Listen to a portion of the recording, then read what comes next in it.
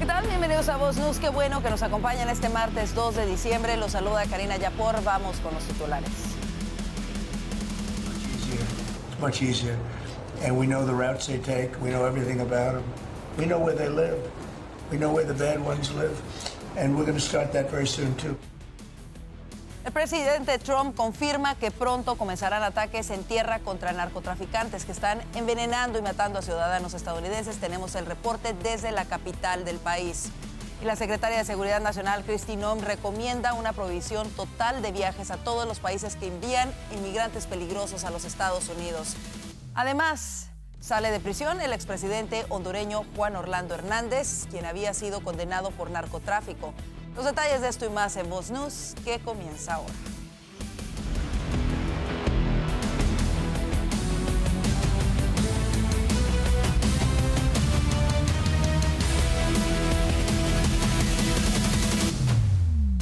Comenzamos en la capital del país. El presidente Donald Trump confirmó hoy que pronto comenzarán los ataques por tierra en medio de la lucha contra el narcotráfico que opera en el Caribe.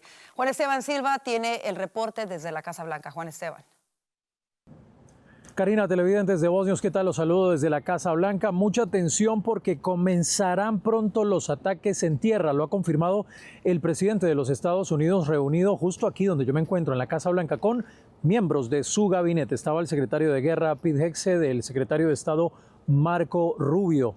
Ha hablado no solo de Venezuela, sino también de la situación de Colombia. Miren ustedes lo que ha dicho el presidente de los Estados Unidos. If they come in through a certain country or any country, or if we think they're building mills for whether it's fentanyl or cocaine. I hear Colombia, the country of Colombia, is making cocaine. They have cocaine manufacturing plants, okay?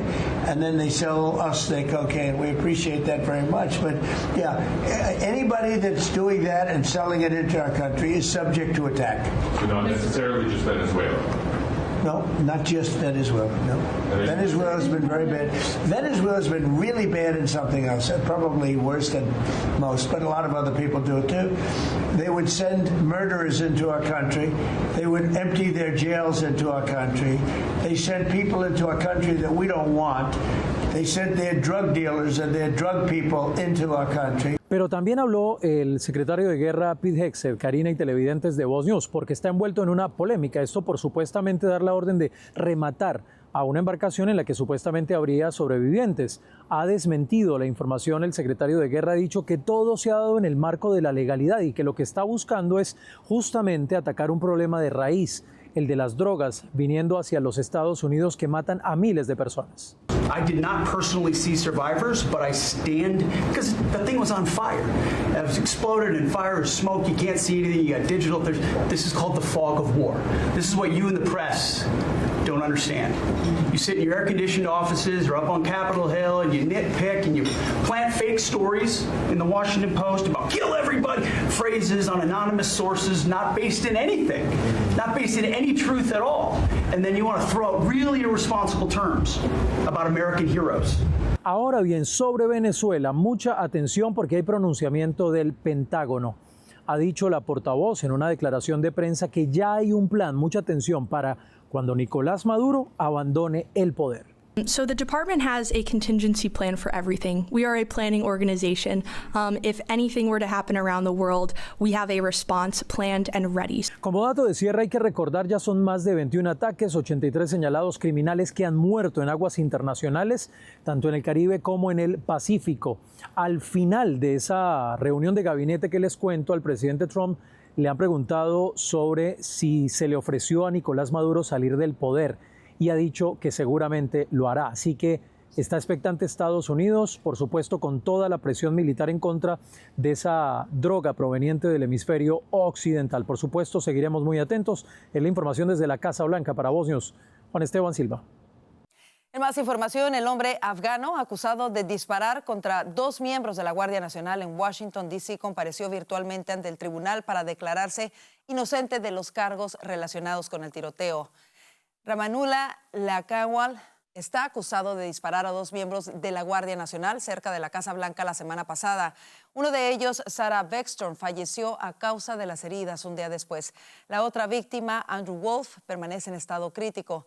Langkowal fue hospitalizado tras recibir un disparo el miércoles y compareció virtualmente desde una cama en el hospital este martes ante un magistrado del Tribunal Superior de Washington, D.C. Al comenzar el juicio, se pudo ver al hombre retorciéndose en la cama, cubierto con una manta salvo la cabeza. El hombre murmuró su nombre cuando se le preguntó con los ojos entrecerrados y dijo a través de un traductor que no podía abrir los ojos. Y como le informamos, tras este ataque, la secretaria de Seguridad Nacional, Kristi Noem, propuso una nueva prohibición de viaje para varios países. En la red social X, Noem aseguró haber conversado con el presidente Donald Trump y recordó la polémica medida de su primer mandato cuando se vetó la entrada a 7 países musulmanes.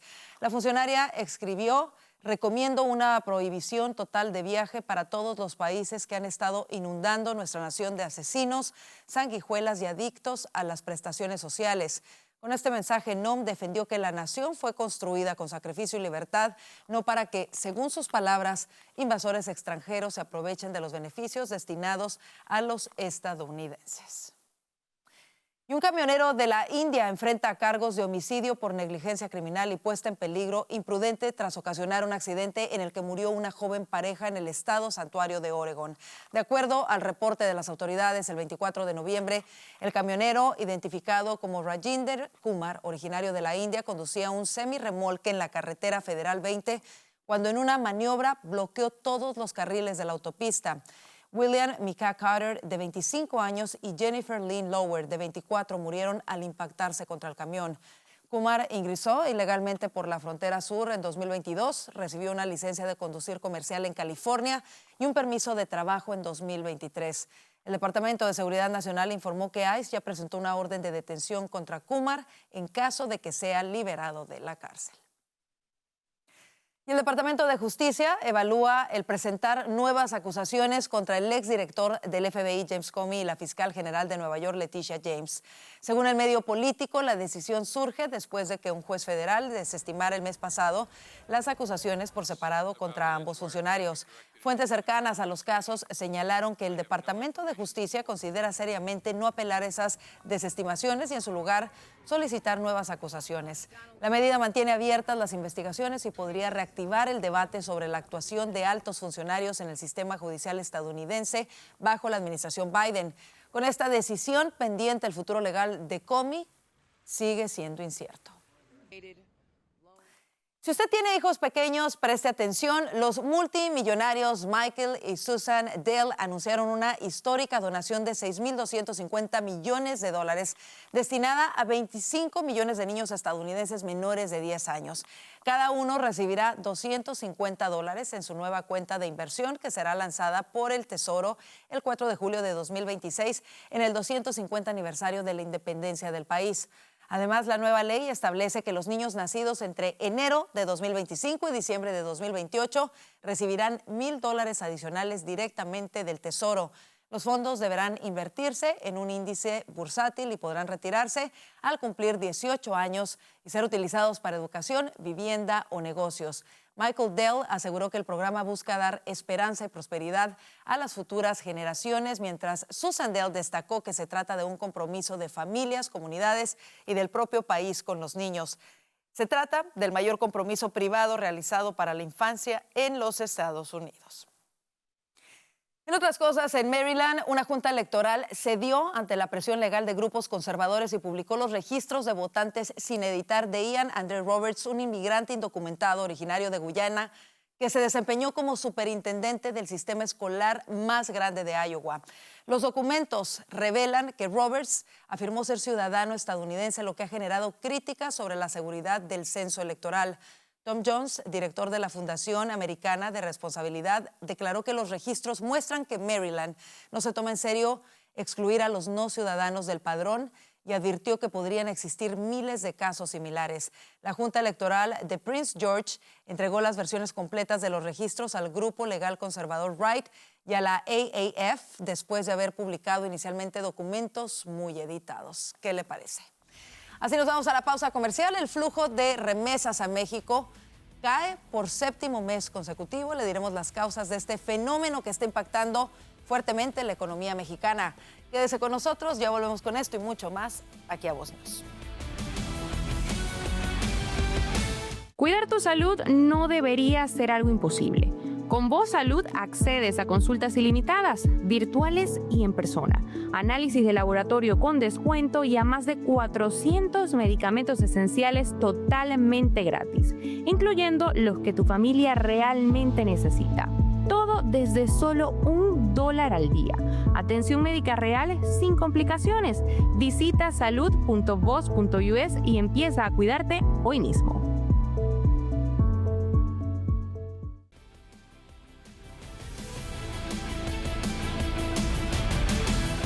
El exmandatario hondureño Juan Orlando Hernández, condenado en Estados Unidos a 45 años de cárcel por narcotráfico, salió de prisión tras recibir el indulto del presidente Donald Trump, así lo informó su esposa este martes. Hernández, de 57 años, fue liberado de una prisión en Virginia Occidental el lunes y es una vez más un hombre libre, anunció su esposa Ana García de Hernández en las redes sociales.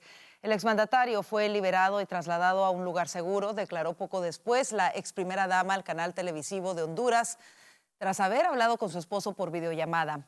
En marzo de 2024, un jurado de Nueva York lo declaró culpable de haber facilitado el ingreso a Estados Unidos de unas 400 toneladas de cocaína, principalmente de Colombia y Venezuela, a través de Honduras.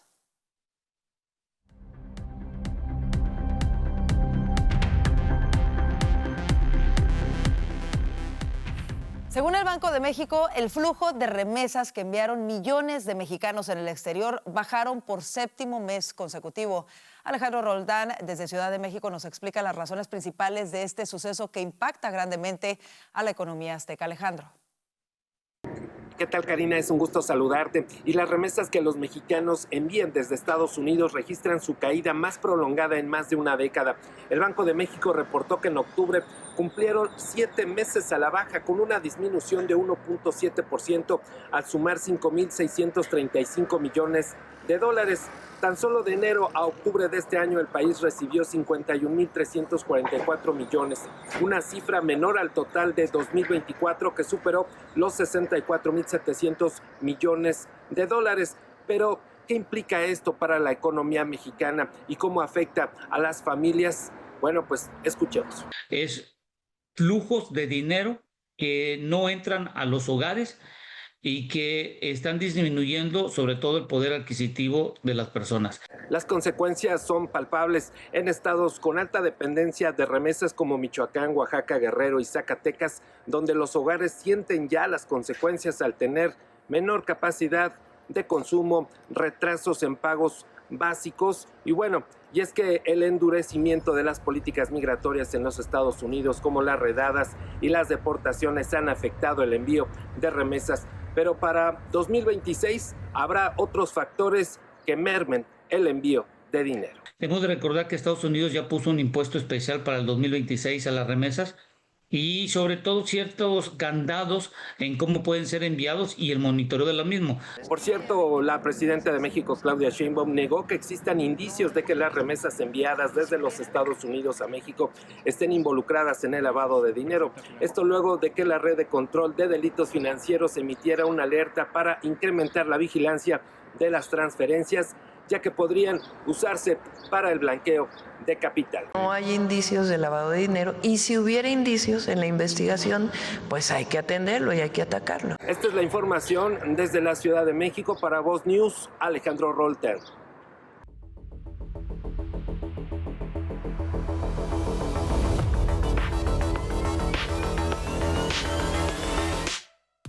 El Papa León XIV recomendó hoy a Estados Unidos presionar incluso económicamente al régimen de Maduro para lograr un cambio en Venezuela. Escuchemos parte de lo que dijo a bordo del avión papal tras su viaje por Turquía y el Líbano.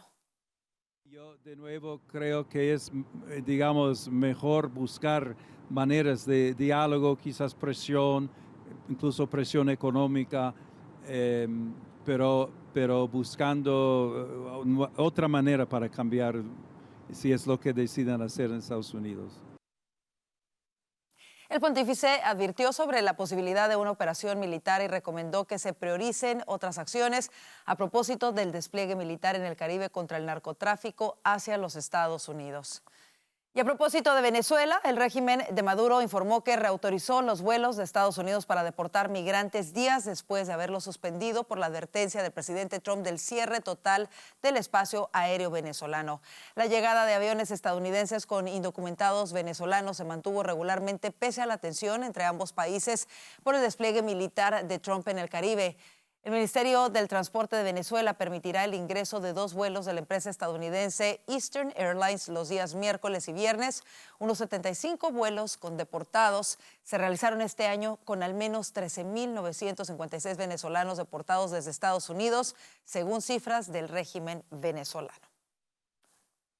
Y la Fiscalía colombiana imputó a 2 exministros del actual presidente Gustavo Petro por los delitos de concierto para delinquir, cohecho y celebración irregular de contratos en uno de los mayores escándalos de corrupción del gobierno izquierdista. El ente señala a Ricardo Bonilla, extitular de Hacienda, y Luis Fernando Velasco, exministro del Interior, por supuestamente liderar un pacto criminal para otorgar contratos públicos a parlamentarios a cambio de su apoyo a los proyectos de reformas del Ejecutivo.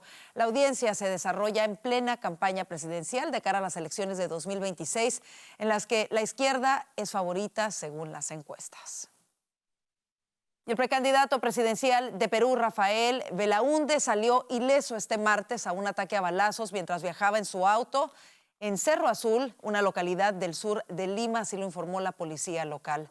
El vehículo del político de 50 años y líder del derechista Partido Libertad Popular recibió varios disparos realizados por sujetos en motocicleta, así lo señaló a la prensa el jefe de la policía peruana, agregando que en el ataque no se presentaron heridos. El político manifestó a la policía que no ha recibido amenazas de extorsión ni de otro tipo.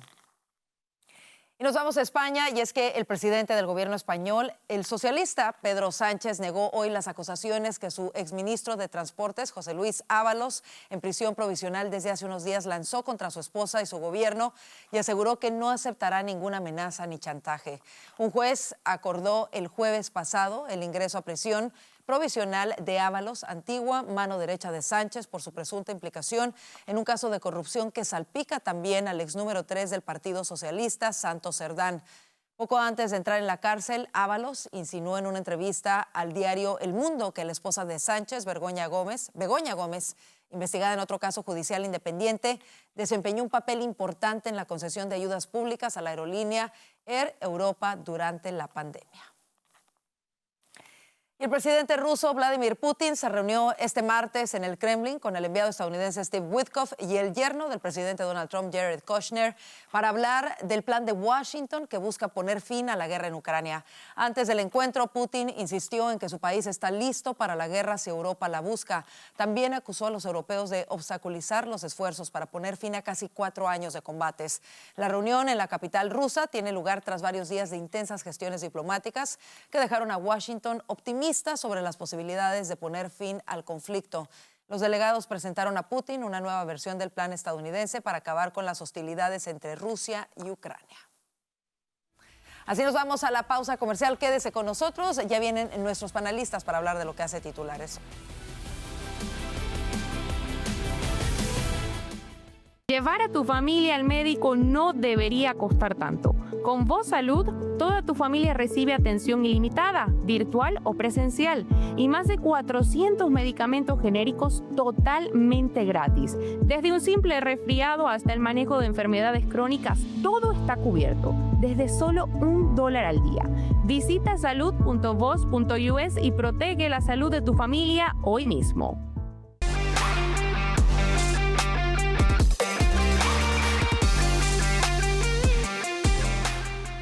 Como le informamos, el presidente Trump realizó su 9ª reunión de gabinete en donde destacó sus logros en estos primeros meses de gobierno. Uno de los temas principales sigue siendo su lucha contra los narcocarteles que matan a miles de estadounidenses cada año. Para analizarlo a profundidad, le damos la bienvenida a Alfonso Aguilar, abogado y analista político de Voz, a Orlando Avendaño, periodista y analista político de Voz, y a Abel Maldonado, ex vicegobernador de California. Bienvenidos, y quiero comenzar con el mensaje contundente que envió esta mañana el presidente Trump. Él fue muy enfático en sus próximas acciones contra el narcorrégimen de Maduro. Quiero que escuchemos lo que dijo y luego lo discutimos. Veamos. The land is much easier. It's much easier. And we know the routes they take. We know everything about them. We know where they live. We know where the bad ones live. And we're going to start that very soon, too. Ahí está, no solamente dijo que continúa y sigue hacia adelante, sino que muy pronto comenzarán ataques por tierra también en contra de estas narcoorganizaciones, específicamente también en el caso de Venezuela. Orlando, por un lado, veíamos a Maduro bailando, incluso también en una conferencia el día de ayer diciendo que nadie lo sacará del poder, pero por otro lado escuchamos al presidente Trump determinado y diciendo que pronto iniciarán los ataques terrestres contra el narcotráfico. ¿Qué consideras que puede pasar en los próximos días, en las próximas horas? Mira, yo creo que el régimen de Maduro, y vimos los reportes de las últimas horas de que Estados Unidos le envió un ultimátum que venció, el plazo venció el viernes pasado.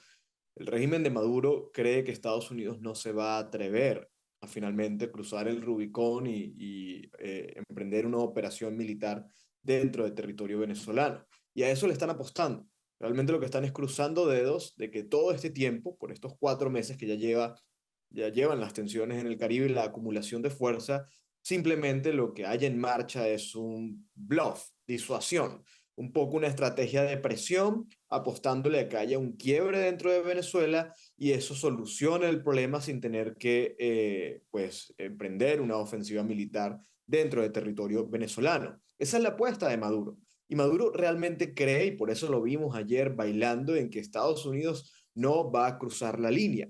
Hay que decirlo. Ahora la pelota está en manos del presidente Trump. Ya se venció el plazo del ultimátum. ¿Qué ocurre cuando un ultimátum se vence y no logra el objetivo propuesto?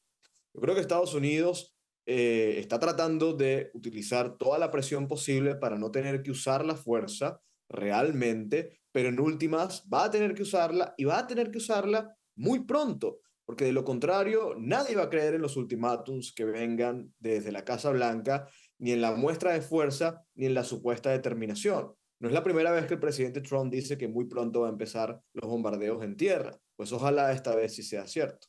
Bueno, la vocera del Pentágono, Kingsley Wilson, reconoció hoy que el Departamento de Guerra tiene un plan de contingencia y está preparado si el dictador Nicolás Maduro se va del poder.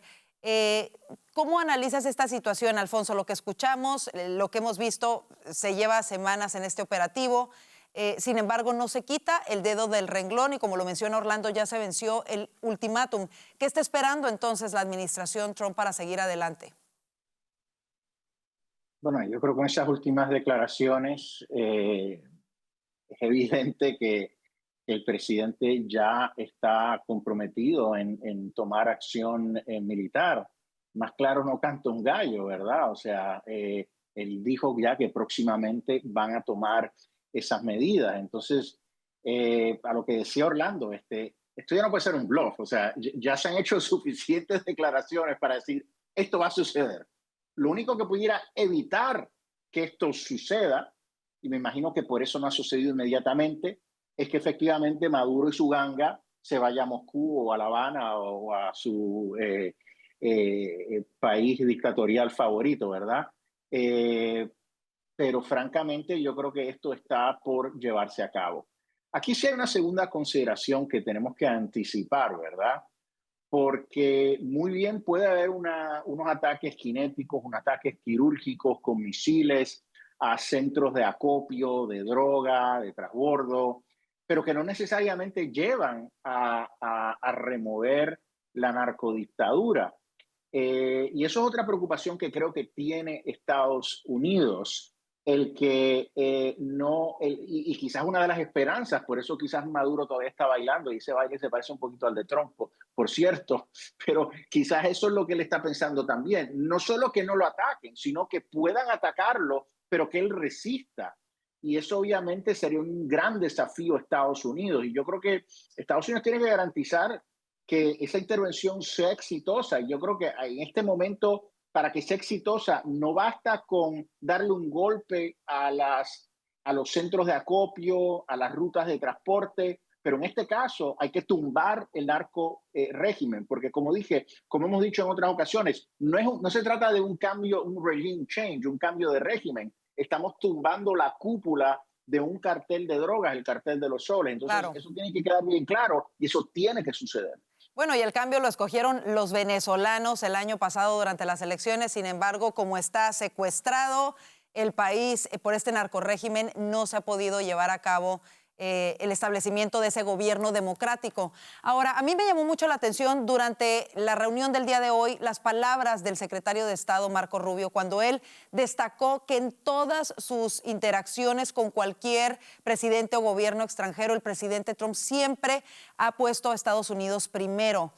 Por un lado, vemos al presidente tratando de llevar esta guerra en contra de los narcocarteles para salvar vidas estadounidenses, pero por la otra vemos, por ejemplo, al senador Chuck Schumer reiterando que necesitan un informe del Departamento de Guerra sobre lo sucedido durante las operaciones frente a las costas de Venezuela. De alguna manera hemos visto esta insistencia de si se actuó correctamente o no con la destrucción de las narcolanchas, y la pregunta es ¿por qué los demócratas en el Congreso se empeñan tanto en ello y si pueden ser un obstáculo para la avanzada estadounidense contra el régimen de Maduro? Abel, ¿cómo lo ves?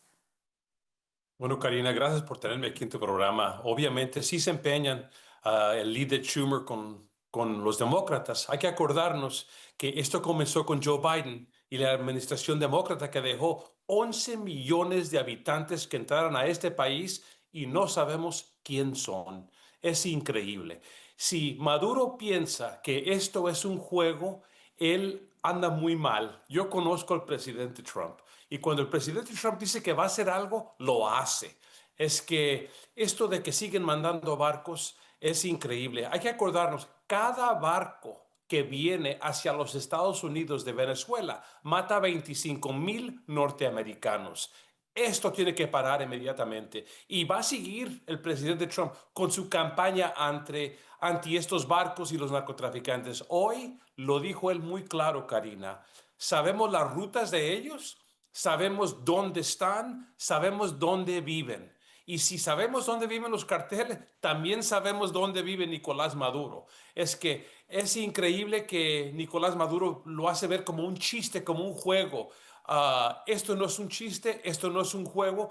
El Estados Unidos no menea el barco, la flota más grande que tiene el mundo, hacia cerca de Venezuela por nada. Esto va hacia adelante y Nicolás Maduro, si no se sale, yo en realidad no sé qué es lo que va a pasar con él, porque la solución Nicolás Maduro la tiene en sus manos. Sálgase de Venezuela, paren estos barcos y la gente venezolana sigue con su vida como lo tenían antes de Chávez, cuando Venezuela era el país rico. A los venezolanos se les dice, está barato en ese tiempo, cobraban dos cosas, todo lo tenían. En este momento, obviamente, vemos lo que pasó con Venezuela con el socialismo. Está acabado. Desafortunadamente, y no solamente eso, sino el gran número de muertes que el narcoterrorismo está ocasionando de estadounidenses cada año.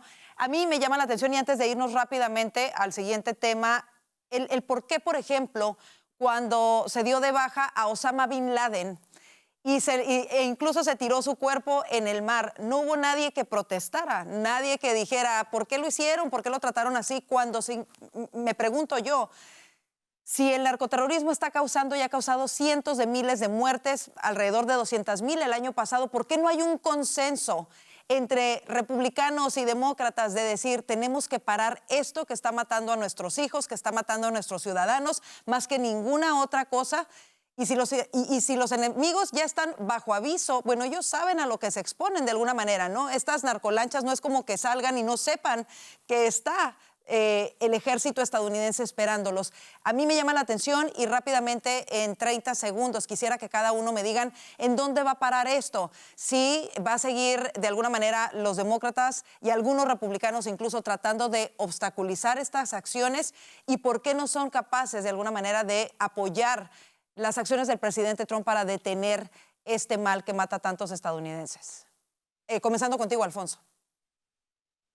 Sí, bueno, yo creo que cada vez que sucede en las pasadas décadas, ya sea el presidente republicano o demócrata, el Congreso saca el pecho para decir, aquí estamos, tiene que consultar con nosotros. El presidente, la Casa Blanca ha estado consultando con ellos.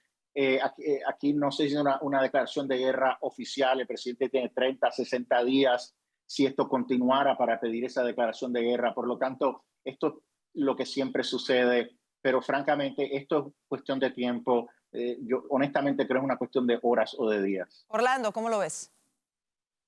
De acuerdo, yo creo que pues los demócratas nos hemos dado cuenta de que odian más al presidente de lo que aman el sentido común, la vida, la libertad, etcétera, y por eso es que los vemos hoy ponerse del lado del narcoterrorismo, defendiendo narcoterroristas simplemente para oponerse al presidente Trump. Es una hipocresía horrible porque cuando Obama bombardeaba también sin pedir autorización del Congreso, no estaban pidiendo que si había habido un debido proceso, que si los narcoterroristas o si los terroristas estaban o no en grado de combatientes o no.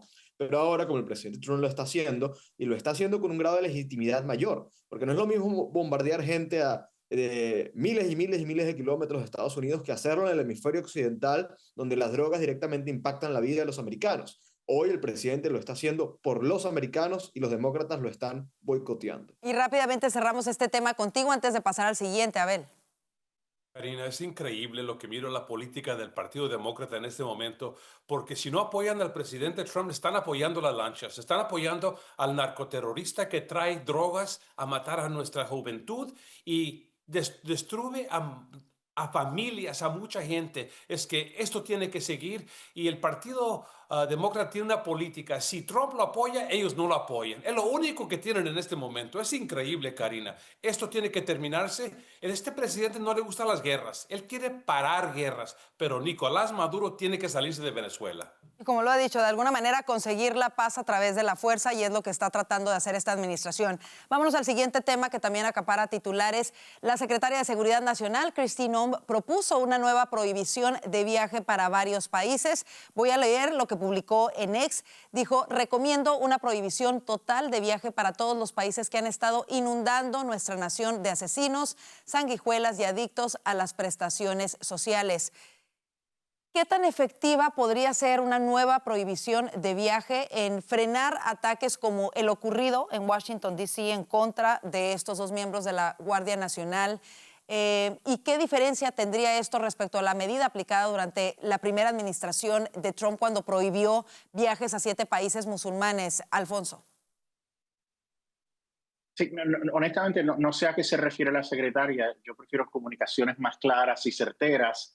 El presidente puede hacerlas porque él es el político, el electo, ¿verdad? Ella es la secretaria de Seguridad Interna. Preferiría realmente que se enfocara en política pública. Pero la política de prohibir lo que propuso el presidente en concreto es sumamente efectivo. Nosotros tenemos que proteger la seguridad de nuestro país. Sabemos que hay gente que nos quiere hacer daño, gobiernos que nos odian, grupos terroristas, carteles que quieren enviar gente a Estados Unidos para hacernos daño. Entonces, prohibir la entrada de estos 19 países, lo que llaman los countries of concern, son países donde tenemos gobiernos adversariales, o son países donde no podemos llevar a cabo chequeos de seguridad, revisión de antecedentes penales, porque o no mantienen buenas bases de datos criminales o no tienen bases de datos, no tenemos acceso a esas bases de datos. Entonces, si tú no puedes hacer eso, ¿cómo vas a dejar entrar a personas en Estados Unidos, verdad? Y son países que producen también muchos terroristas, que producen muchos criminales. Entonces, yo creo que tiene sentido, y el presidente, bajo la sección 212F de la Ley de Inmigración, tiene amplia potestad para tomar esta decisión. Pero como digo, son decisiones fuertes de envergadura. Es importante explicarlas claramente, sin hacer esos comentarios adicionales que me parecen desacertados de la secretaria. Y muchos han criticado precisamente el lenguaje utilizado. Dicen que es innecesario, que de esto, de alguna manera, merma la buena intención o la buena aplicación de estas medidas utilizando este lenguaje. Ahora, la pregunta también es hasta qué punto las declaraciones de Kristi Noem reflejan el sentir de una base conservadora que a lo mejor está exigiendo más firmeza frente a la inmigración ilegal y la seguridad nacional. Y te pregunto esto a ti, Abel, específicamente. Tú estás en un estado que es estado frontera también. Ustedes vieron de primera mano lo que sucedió bajo la administración bajo la administración Biden, y el por qué la administración Trump está tomando medidas drásticas para tratar de solucionar lo que se ocasionó en los últimos 4 años de la pasada administración. Mira, Karina, bajo la administración del presidente Biden y también la administración del presidente Barack Obama, el lenguaje era bonito. Eran canciones bellas, el lenguaje, pero al hablar abrieron las fronteras de nuestro país y dejaron a 11 millones de habitantes que no sabemos quién son entrar a este país.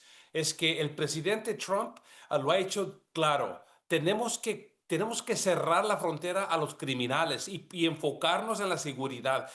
La secretaria Kristi Noem tiene un trabajo y un trabajo solo. Es la secretaria de defender nuestra nación. Y la apuntó el presidente Trump. Es que ella va a hacer lo que quiere el presidente Trump y le está recomendando que estas 19 naciones están mandando criminales. Están sacando a la gente de sus cárceles y las mandan a los Estados Unidos. Es lo que hicieron bajo la administración del presidente Biden.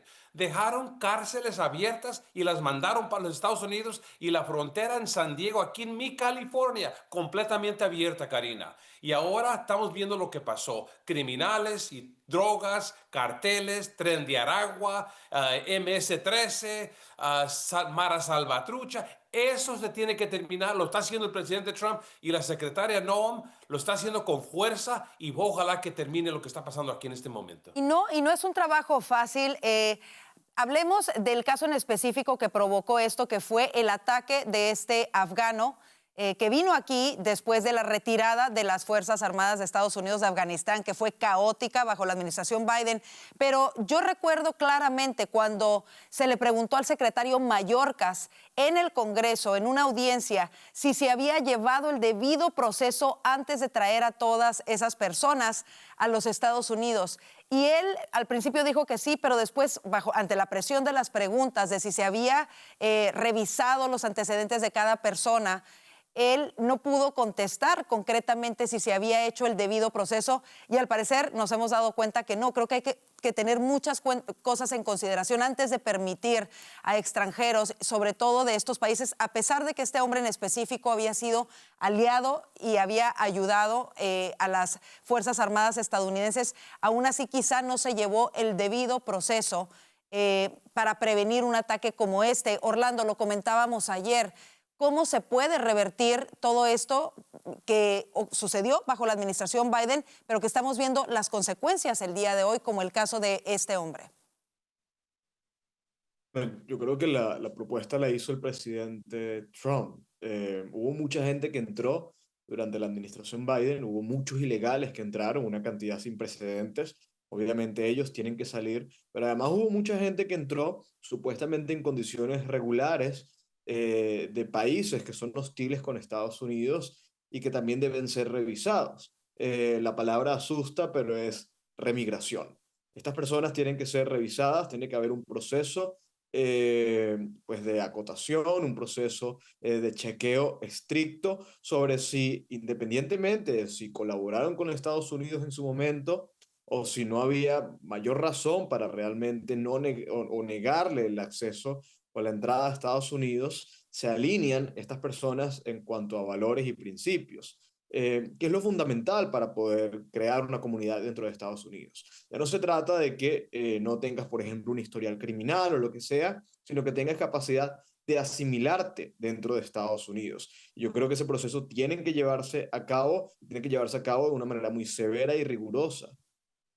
Así es, Karina, es increíble. Para mí, Karina, oigo al líder Schumer y al líder Hakeem Jeffries, los líderes del Partido Demócrata, usan la palabra debido proceso. Queremos debido proceso para la gente que está aquí documentada ilegal.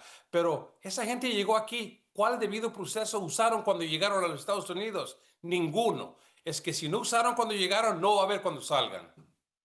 Importante, punto interesante, ¿no? Paradójico. Es cierto lo que tú dices, se quiere el debido proceso una vez que están aquí, pero no se les quiere pedir el debido proceso al ingresar a los Estados Unidos. Con eso nos vamos al corte comercial. Quédese con nosotros, aún hay más aquí en el panel de voces.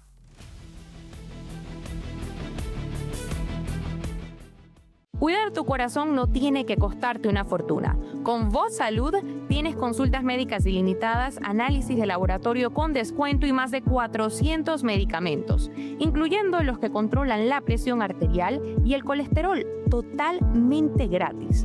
Todo desde solo $1 al día. Visita salud.voz.us y cuida tu corazón sin estrés.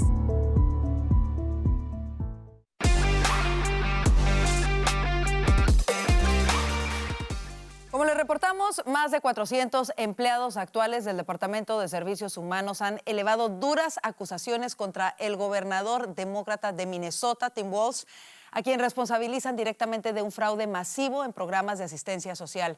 Según este grupo, Walz no solo ignoró las advertencias tempranas sobre irregularidades, sino que respondió con una campaña sistemática de represalias contra quienes alzaron la voz. Regresamos con nuestros analistas para hablar de este tema tan grave. De verdad, veíamos precisamente al gobernador Walz tratando de evadir su responsabilidad en esto. Lo veíamos en Meet the Press el fin de semana, de alguna manera restándole importancia a las graves acusaciones y centrándose más en la respuesta y en la indignación que ha generado que miles de millones de dólares hayan sido desviados a grupos terroristas en Somalia. ¿Qué revela este caso sobre la forma en la que el gobernador Tim Walz ha manejado los programas de asistencia social y la falta de controles frente al fraude? Comienzo contigo, Orlando.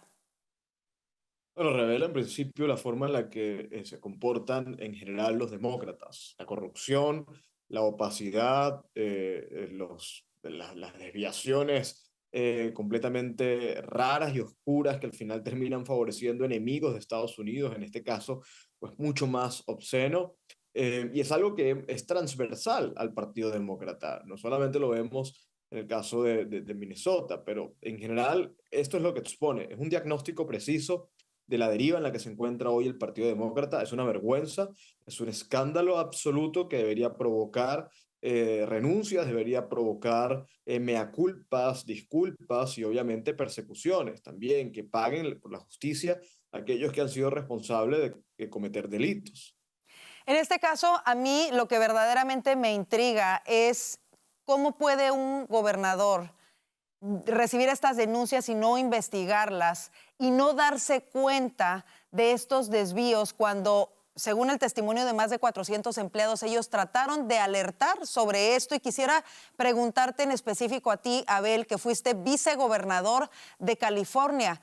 ¿Es posible que esto haya pasado desapercibido realmente por el gobernador? O entonces, ¿cómo entender que ahora que se sabe todo esto, el gobernador no haya hecho nada al respecto? Karina, me encantaría decirte y explicarte que estoy completamente sorprendido, pero no lo estoy sorprendido. Minnesota es un estado azul, liberal, izquierdista, con un gobernador liberal, izquierdista. Hay que acordarnos, este hombre fue el candidato del Partido Demócrata hacia la vicepresidencia de los Estados Unidos. Él sabía lo que estaba pasando, pero a él le importó más el voto de la comunidad somalia que el presupuesto y el dinero del pueblo de Minnesota. Y lo que pienso yo, Karina, si esto está pasando en Minnesota, ponte y a pensar lo que está pasando en Nueva York, una administración socialista, izquierdista, liberal. ¿Qué está pasando aquí en California? California es el estado más grande de la nación, donde el gobierno gasta y le quita más a la persona que trabaja aquí en California. Esto no me sorprende, tenemos que salir adelante y ojalá que el gobierno federal, todos los gobiernos que puedan, que se enfoquen y que sepan qué fue lo que pasó aquí, cómo pasó aquí y terminar para que nunca vuelva a pasar otra vez.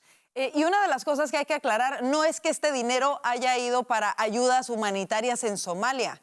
No, según las investigaciones y a los detenidos que se les están imputando cargos, estos miles de millones de dólares de los contribuyentes fueron a parar a organizaciones terroristas como Al-Shabaab, que además se dice que tienen nexos con otras organizaciones terroristas como ISIS. ¿Qué implicaciones políticas y de seguridad nacional tiene que el dinero de contribuyentes estadounidenses esté terminando en manos de organizaciones terroristas que además odian a los Estados Unidos, Alfonso? Bueno, es enorme y demuestra el poder político y económico que la comunidad somalí tiene en Minnesota. Estamos hablando de más de 80,000 personas. Y obviamente el gobernador Walz sabe que esa comunidad es mayormente demócrata, se debe a ellos y por eso, francamente, los ha acomodado. El gobernador en este caso es o totalmente inepto e incompetente o es corrupto y sabía lo que estaba pasando. Pero estamos hablando de una comunidad que este dinero era mayormente para salud para niños. Y estas personas están montando chiringuitos, kiosquitos para ofrecer estos servicios y se robaron, escuche esto, más de 1.000 millones, $1 billón.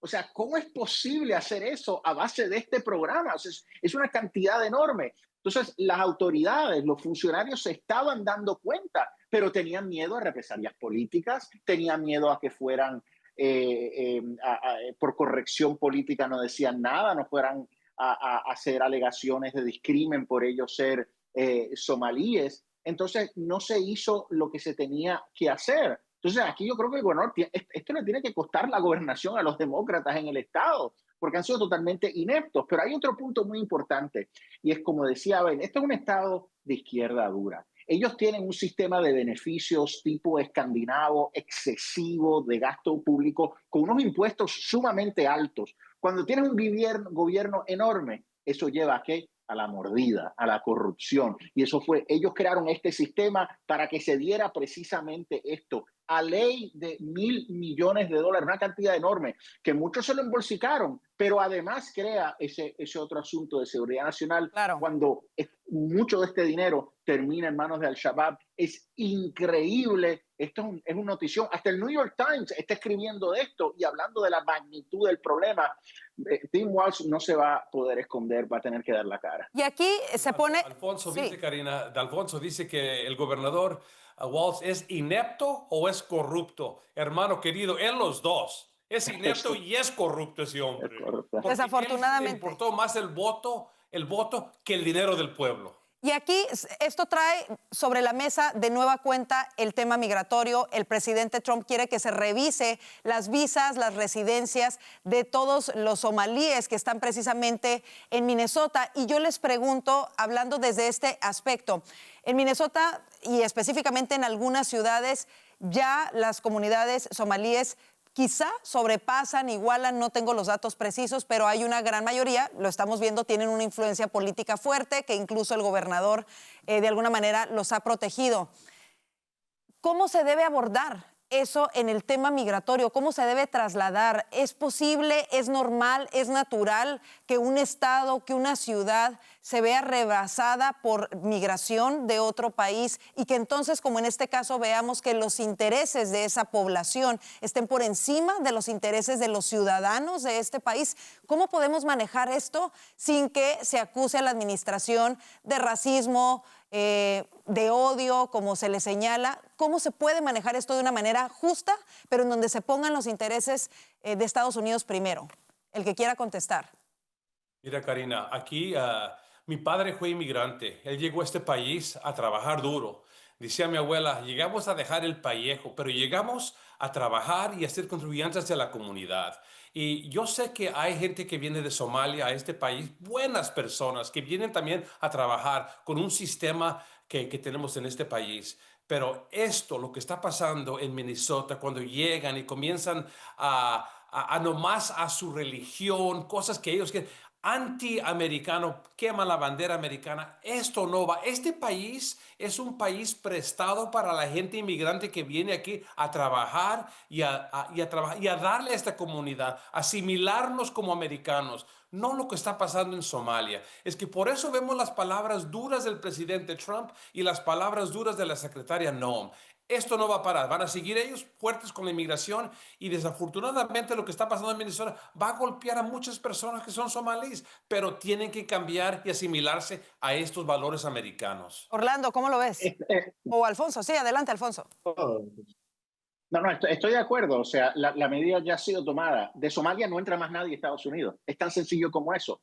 Que va a haber justos que van a pagar por pecadores, definitivamente. Pero eso es lo que pasa cuando una proporción significativa de esa población incurre en este tipo de conducta o comete fraude para obtener documentos, porque aquí se van a revisar también las residencias permanentes para asegurarse que, o incluso ciudadanía, porque incluso hay rumores por ahí que la congresista Ilhan Omar consiguió de alguna manera turbia su ciudadanía. Pues eso se tiene que saber. Cuando ese tipo de cosas suceden, tú no puedes decir, bueno, hay gente buena. Sí, hay gente buena. Pero cuando son tantos que están involucrados en terrorismo, que no se están integrando, entonces tú tienes que decir un momento, vamos a parar esta inmigración y los que están aquí, vamos a revisar, asegurarnos que estas personas se han integrado y que no sean un problema para la seguridad nacional. Y sobre todo cuando se está hablando de miles de millones de dólares de los contribuyentes estadounidenses yendo a parar a manos de organizaciones terroristas. Cerramos el tema contigo, Orlando. ¿Cómo lo ves?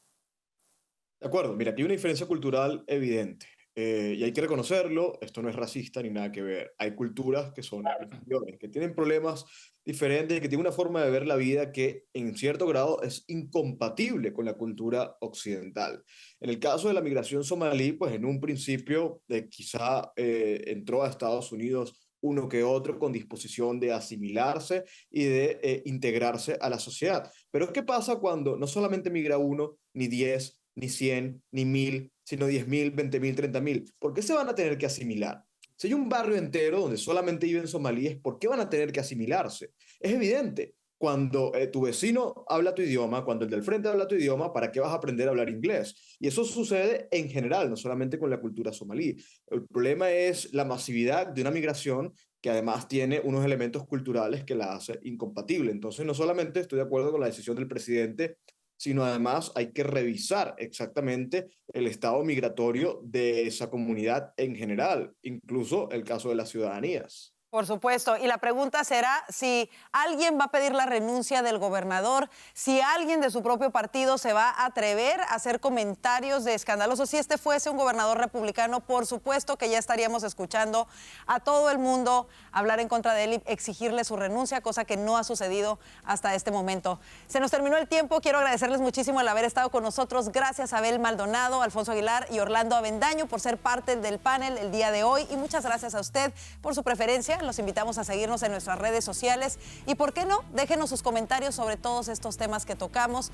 Vaya también a nuestro canal de YouTube, @VozMedia, y suscríbase. De esta manera nos ayuda a seguir creciendo. Que tenga excelente noche y, si Dios lo permite, lo esperamos mañana. Bendiciones.